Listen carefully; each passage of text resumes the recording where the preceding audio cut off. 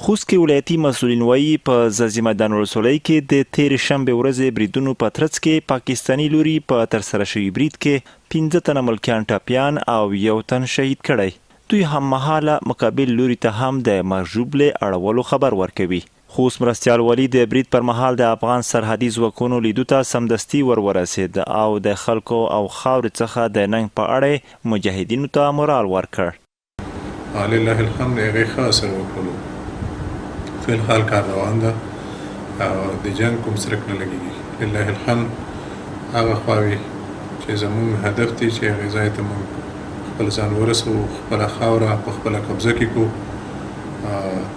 د دوی هغه فرضي کرښه چې زموږ د افغانستان او خاصتا په دغې خاوره تېرېږي، موږ خپله هغه خاوره چې موږ ته تر اوسه پورې رامعلومیږي چې د دوی دغه فرضي کرښه په کوم ځای تېره شوې ده، دلته د فرضي کرښه وجود نه لري. دلته زموږ د ولس کورونه دي، کلي دي، بانډې دي. تر څو موږ خپل کلي، خپل کورونه، خپلې بانډې محفوظې ساتلې وي. یا د نښته وروسته له هغې رامنځته شوه چې د افغانستان سرحدي ځواکونو د فرضي کرښې را دې خوا یوه پوسته جوړوله، خو د پاکستاني لوري پرې برید وشو. د مسؤلینو په خبره د پاکستاني لوري د درنو وسلو او توپونو پر مټ د ملکیانو کورونه، جوماتونه او نور عامه ځایونه په نښه شول.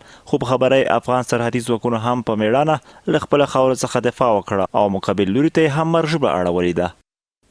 د شنبې په ورځ د مازدیګر په 4 بجو باندې پاکستاني پوځیانو په هغه پوسته برید وکړ کوم چې افغانانو په خپله خاوره کې جوړوله.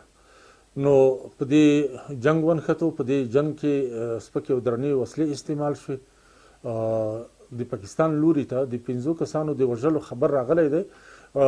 د افغانستان طرف ته د یو شهید او د 15 تنو ټپیانو د ملکي خلکو چې هغه هم ملکي خلک دي، پاکستاني پوځیان د هوانونو او غټو توپونو په واسطه د افغانستان په سیمه کې ځاځي میدان ولسوالۍ کې عام خلک، جوماتونه، مدرسې، مکاتب دا په توپونو ولي او د هغې په واسطه 15 تنه زخمیان شوي دي. نور الحمدلله خیر و خیرت ته د افغانستان مسلمان مجاهد اردو یا پوځیان هغه په ډېر لوړ مورال د خپل هیواد او د خپلې خاورې نه دفاع کوي او هیڅ دښمن ته به اجازه ورنکړي چې زموږ په خلکو او یا زموږ په خاوره باندې تېری وکړي.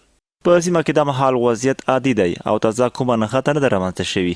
د افغانستان اسلامي امارت په خبره افغانستان له هر ګاونډي سره ښې اړیکې غواړي، خو پر خاوره تجاوز ورته هیڅ د زغملو نه دی.